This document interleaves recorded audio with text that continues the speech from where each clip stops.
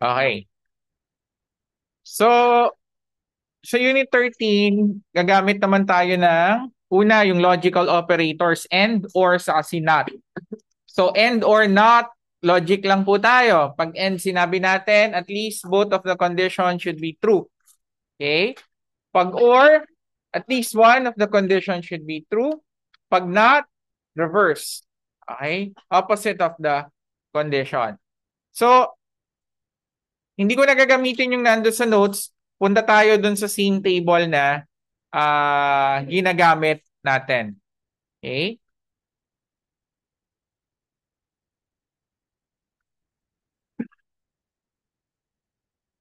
Okay.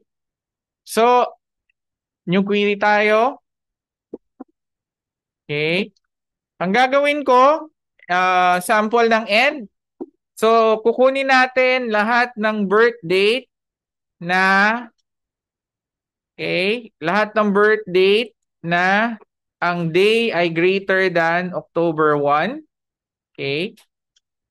Day, birth date na date ay greater than October 1. Tapos, lahat ng may word na chin sa gitna ng review. Okay? So, ganun yung given natin. So, end. Okay? So, select asterisk from. So, customer profiles yung gagamitin natin. Where, first condition, birth date should be greater than 2024-10-01. And, anong condition dito? And, review, like, ano?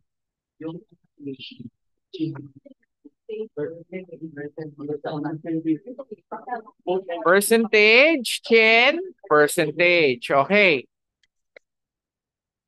So, end condition? Wala. Okay? Kasi, tingnan natin, back to the given. Yung chin natin dito, itong dalawa lang. Pero, pang ilan sila? September 15. So, try nating baguhin. Less than. Okay? So, itong dalawa. Return. Okay? So, that is the end condition. Okay. Ngayon, balik natin kanina, yung greater than. Okay. Ang try naman natin, gagawin natin siyang or. So, tandaan, ang end, both conditions should be true. Ang end at or, guys, pwede pong dalawa, tatlo, apat, basta higit sa isa yung condition, ha? Baka sabihin nyo, dalawa lang, hindi. Pwede pong maging tatlo, apat, lima, depende sa condition nyo. So, dito ang gagawin natin siyang or. Okay? Pag ginawa natin tong or, maiiba yung statement. Ang kukunin lang niya lahat ng birth date na mas mataas sa October 1, 2024 at kung may review na may chin. Okay? So, anong nangyari? Lahat sila, halos lahat ng data lumitaw. Kasi lahat sila may date na greater than October 1. Okay? Ito namang mas mababa sa October 1, sila ay may chin sa gitna. Okay? That is or. Okay? Next statement, not. Not is reverse of a particular condition. So, halimbawa, to.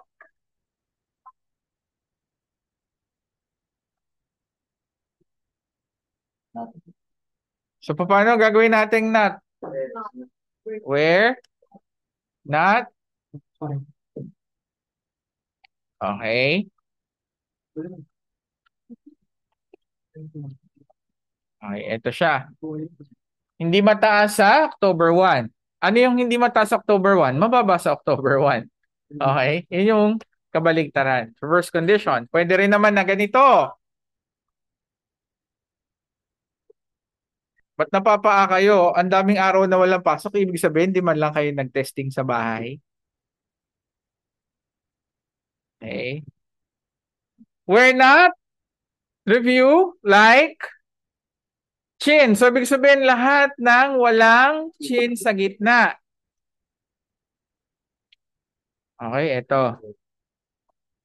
Okay? So, that is and, or, at not. Ano yun? Oo, kailangan. Kasi, i-reverse mo yung buong condition sa loob eh. Ang buong condition nasa loob ng parenthesis. Pag tinanggal mo yung not nito, ang mangyayari? Mag-error to. Hindi pwedeng ganyan. Ha? Yung parenthesis kasi napakahalaga ng parenthesis kasi siya yung scope. Hanggang saan? Okay? Kaya natin nilalagyan ng parenthesis. Ito, try natin kung wala. Kung gagana. Okay, gagana pa rin siya. Pero ang problema mo dito, paano kung ganito na? Ano na mangyayari dito? Ah, ano yung masusunod? Hmm. Nakakalito na, 'di ba? Hindi mo alam kung ano yung ni-reverse natin, hindi mo alam kung ano yung ninat natin. Okay? Kaya kailangan lagi ipapaloob natin sa loob ng parenthesis. Nakakalimutan ko lang, pero sanayin niyo sarili niyo may Terminator. Kasi pag lumipat kayo ng ibang database management system, okay, yung iba nagre-require na may Terminator. Okay? Hmm. Ano? Yung Go, di siya Terminator. Ang Go, ang sinasabi lang niya is, tapos na tong mga nasa taas ko, ito na sa ilalim. Iba yung Go sa Terminator. Batch command ang tawag doon sa Go. Usually, ginagamit ang Go pag mahabang mahaba or marami ka ng mga commands na in-execute sa taas. So, magkaiba po sila. Okay? May tanong pa ba? May tanong pa? Okay na tayo dito sa tatlo? So, next. Punta naman tayo. Sana trinain ninyo yung mga sample dito sa notes natin, ha? A, not. Okay. Special operators between. So, tong between naman, nagawa na naman natin nung nakaraan, di ba? Doon sa video, nakita naman ninyo. So, ang between, tandaan po, pwede po siyang gamitin sa string, pwede siyang gamitin sa numbers, pwede siyang gamitin sa date. Okay? Range, lagi siya. Okay? Range po, lagi siya. So, sabi nga dito, ang between, anong pwedeng kapalit ng between?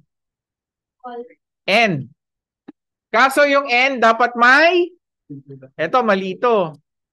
Actually, malito. Kailangan dito may equal sign.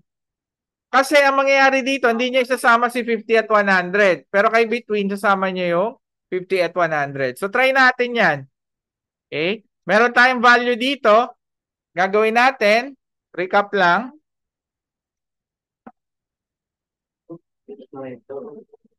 Tingnan natin, ha.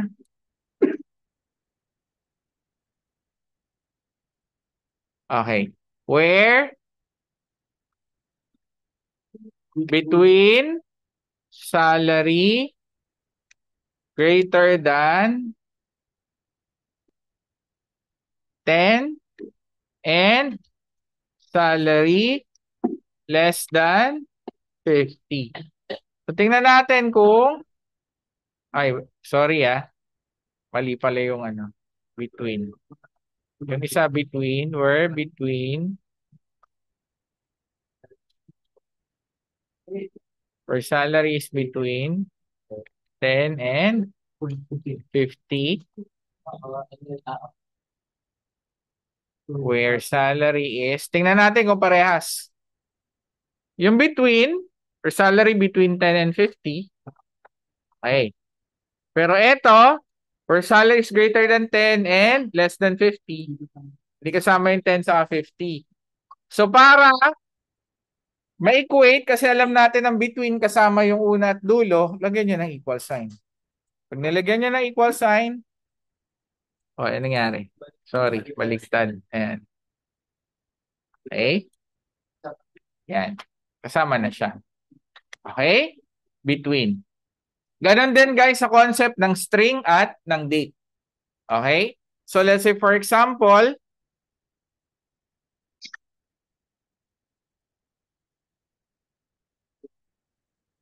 where hmm?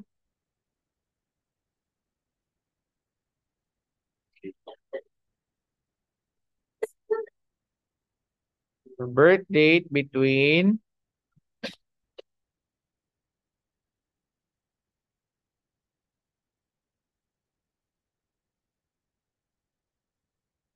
09/15 tapos December 24.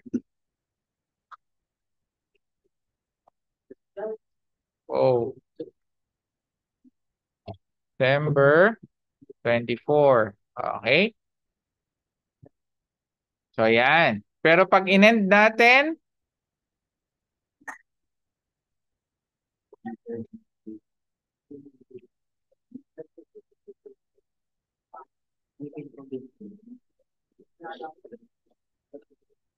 pag ganito lang, hindi kasama yung September sa yung December 24. Kailangan may equal sign. Okay, yup. Baliktad na naman. Sorry. Baliktad ang tingin ko ngayon. Nahihilo ko eh. Okay? Yan. Okay. May tanong? Wala. So, okay tayo sa between. Next.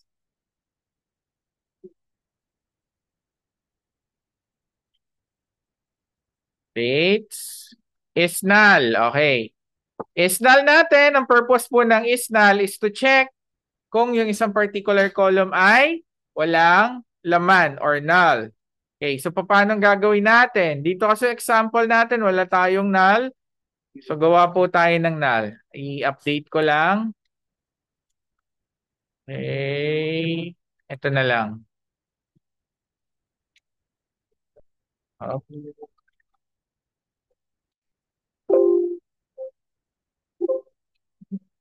ayaw. Sorry. Code ko na lang.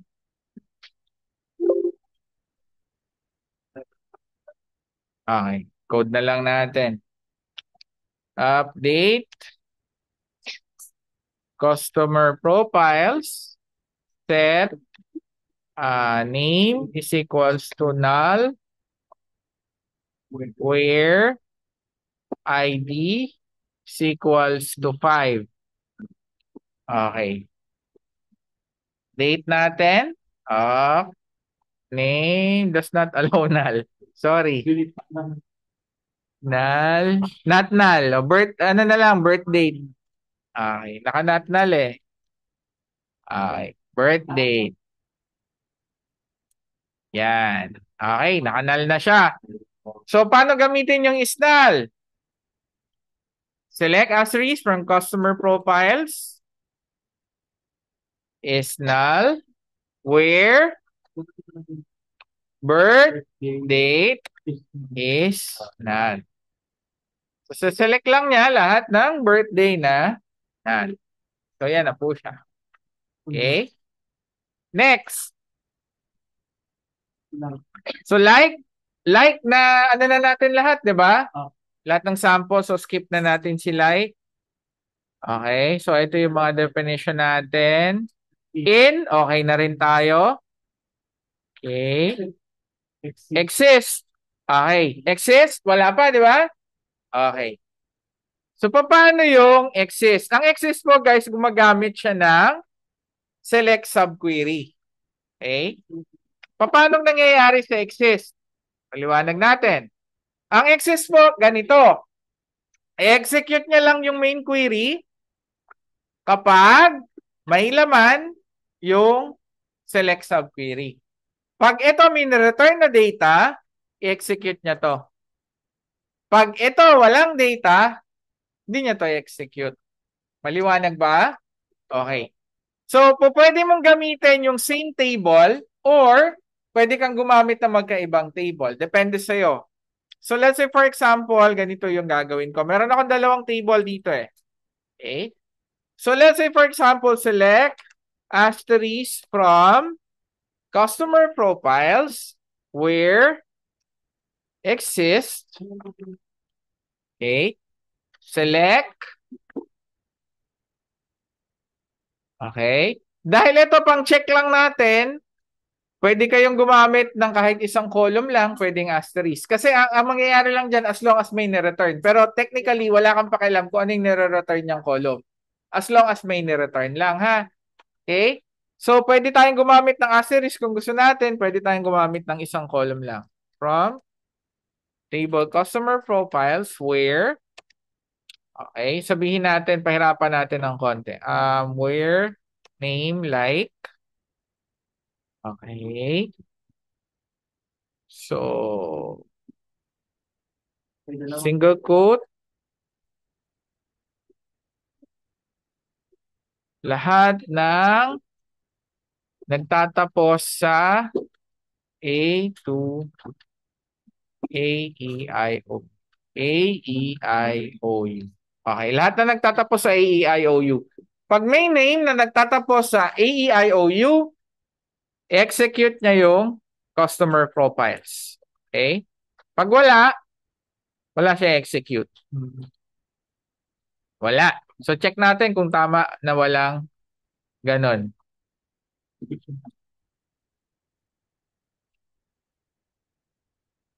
Meron ba? Meron, malaki. Itong table natin na to, di ba sabi ko dun sa video kanina, ginamitan ko siya ng ano? Collate. Anong purpose ng collate? Okay, case insensitivity. Okay? Case sensitivity, sorry. Para magkaiba yung capital sa small caps. So para gumana to, ganito gagawin natin. A, E, I, O, U. Ano lalabas? Lahat ng laman ng customer profiles. Kasi may data na to. Basta may data to, may execute yung main query. Okay, yun yung rule ng exist. Yung iba guys, ang ginagawa, okay, ang ginagawa, nililink tong main query sa subquery. Okay, kumbaga ililitaw lang niya lahat ng data na meron dito sa kabila. Okay, po pwede rin naman yun. Gagamitan nyo lang ng equal sign. So for example, select, sample lang to ha, gamitan natin ng alias as T,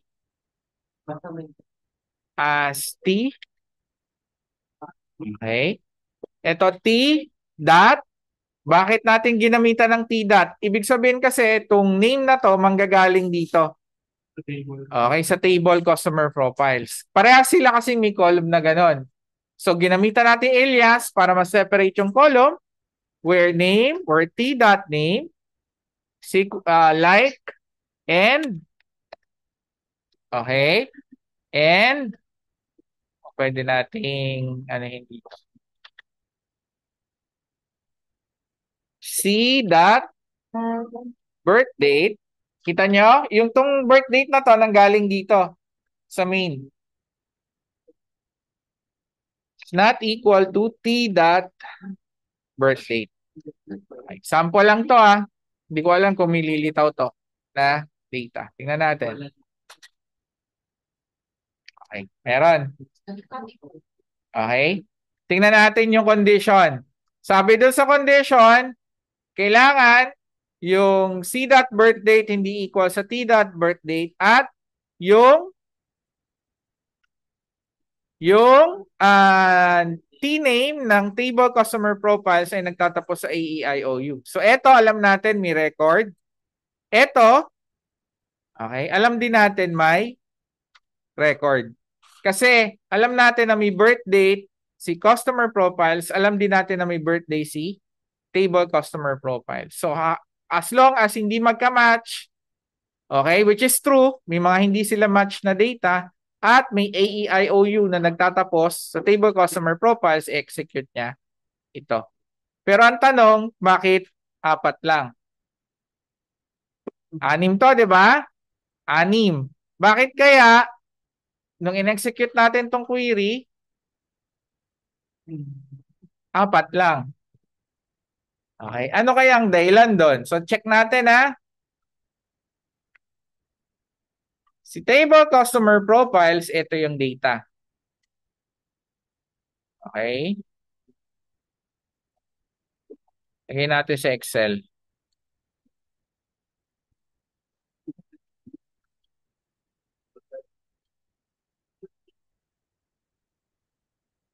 Okay. So yan yung data ni table customer profiles. Si table customer profiles, tingnan naman natin kung ano yung laman niya.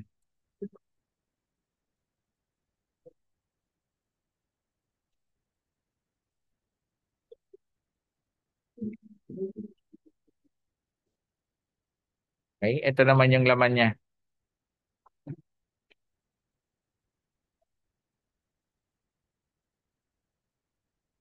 Tapos, dun sa query, ang lumitaw lang,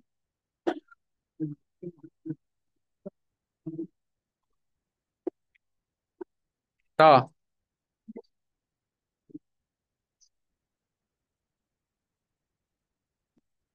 Okay. Ang lumitaw lang na data ay ito, ito,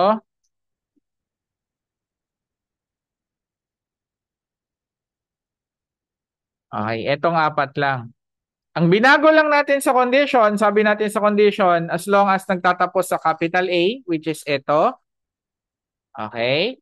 Tapos, yung birth date ay hindi equal sa birth date ng C.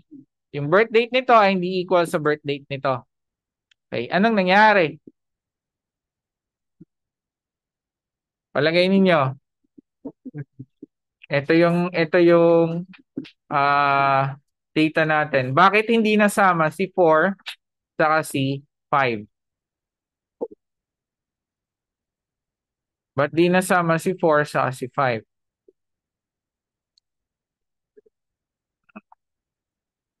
Palagay ninyo. Using the code, C dot birth date is not equal to T dot birth date. Okay. So para malaman, check pa natin na isa. Paano kung i-equally natin to? Ano yung magiging output?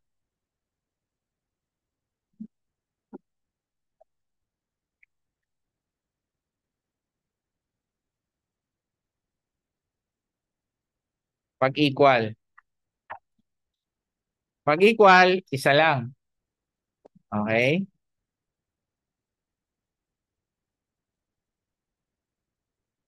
Okay? Pero pag not equal, itong apat. Ang tanong, bakit kaya?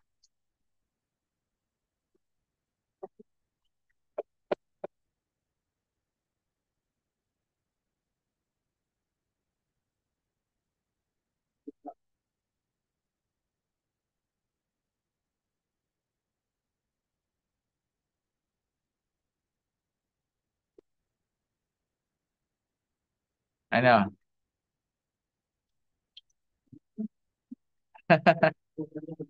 Okay. Ang tawag po natin dyan ay correlated subquery. Okay? I think sa mga susunod na unit, di ko lang kabisado kung saan, doon natin matatakel bakit ganyan. Pero ang correlated subquery, guys, shortcut po siya sa nested for loop. Okay? Shortcut siya ng nested for loop na pwede natin gamitin sa SQL. So instead of looping yung dalawang table sa isa't isa, gagamit ka lang ng, ang tawag dito ay join. Okay? Tawag dito ay join. Okay? Kung saan ini-equal mo yung isang column sa isa pang column. Okay? Ang lilitaw yung data na may correlation dun sa pangalawang table. Okay? Hindi mo na pinakita ko lang sa inyo. Okay? Pero ang main topic natin dito ay exist. Basta tandaan ng exist, main purpose niyan, kapag may data na nililitaw yung ating subquery, select subquery, automatic the main query will be executed. Okay? Okay. So babalikan po natin yung question na yan. bakit ganito ang nangyari. Next. Okay, so tapos na tayo sa Unit 13. Next is Unit 14.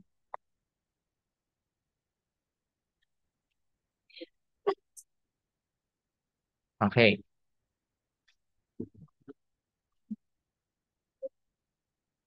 So, order by. Na-discuss ko na rin naman yung order by dun sa previous video. May tanong ba tayo sa order by? Ilan ang order na pwede nating magawa? Dalawa. Isang ascending at isang descending.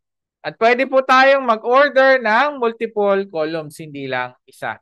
Pwede rin tayong mag-order ng isang ascending, isang descending, or isang descending, isang ascending. Nasa sa inyo po kung ano yung requirement natin. Okay. Distinct. Anong purpose ng distinct? I-return yung unique value from a set of values. Okay? Ang distinct, ginagamit natin siya, okay, para i-return yung distinct value or yung unique value sa isang set ng value. Okay? So, for example,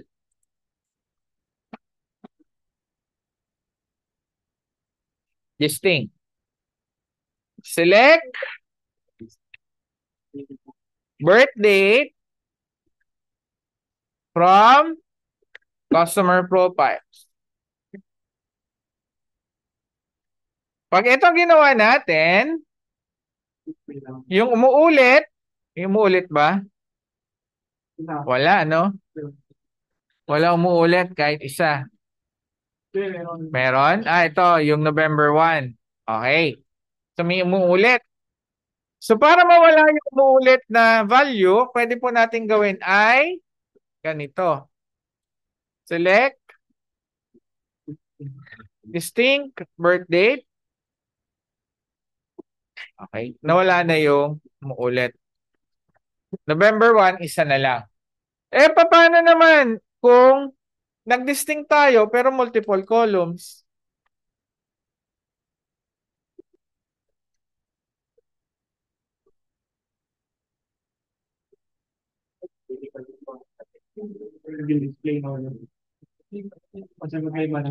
Ba't umulit? Ito. Kasi, pag tayo gumamit ng distinct sa multiple columns, ang ginagawa niya para makakuha ng unique value, kino-concatenate niya lahat ng column na pinagsasama. So, ang nangyayari dito, ang value nito ay 2024-11-1 mul, 2024-11-1 mox. So, therefore, ito ay magkaiba. Hindi sila unique. Okay? Pero na lang kung, tingnan nyo, so, halimbawa, ito, gawin nating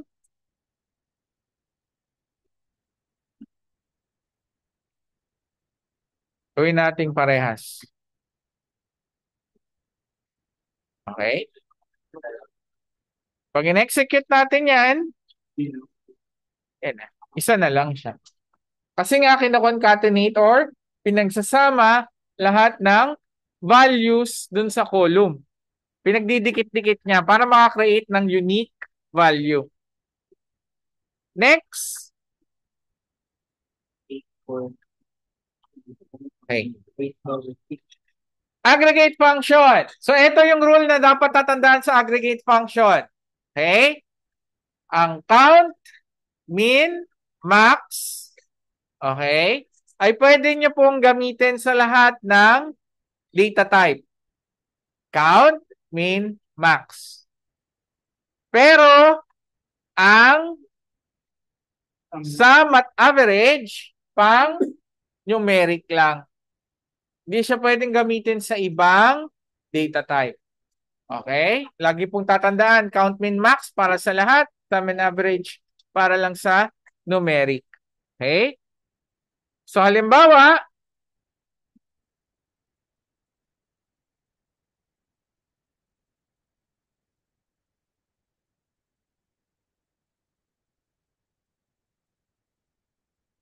select, count,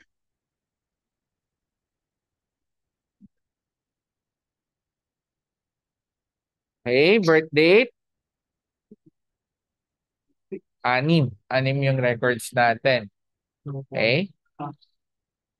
Paano kung kagaya dito sa notes, lalagyan natin ng distinct? 4.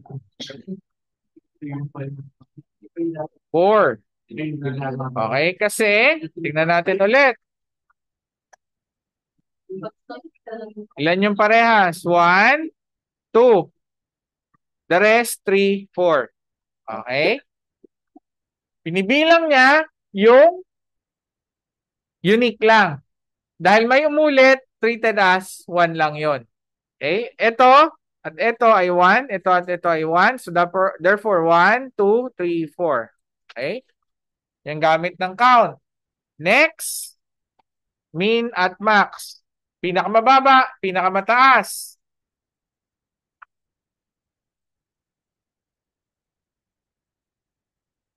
Okay. Mean. Pwede na natin itong tanggalin yung distinct.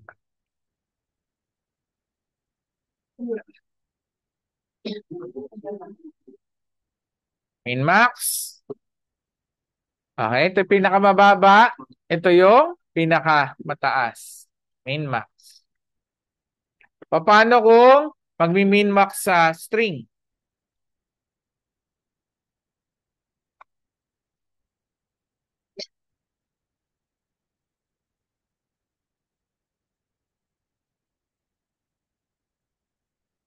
Okay? Pinakamababa, mal. Pinakamataas, mul. Paano kung number?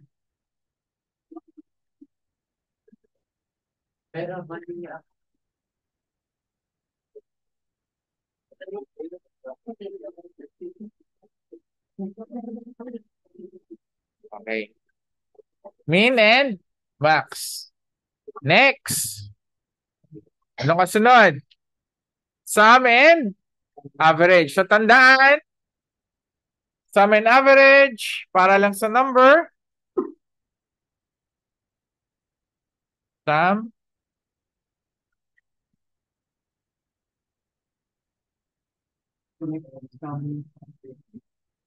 Sum of salary. Okay. Yan yung sum ng lahat ng value ng column ng salary.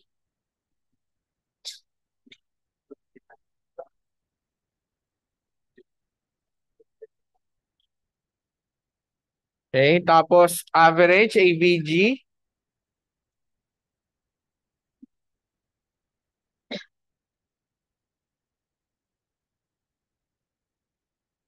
Okay. Ito yung average niya.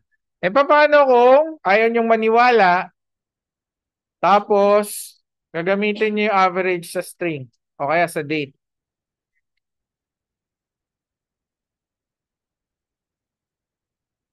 Okay? Magiging invalid siya or error.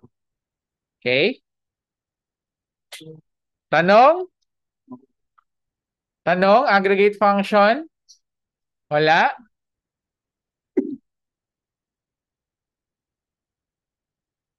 Yun lang yun? Kabitin naman. Okay. Sige. Okay. Yun na yung last report, no? Last week. Okay.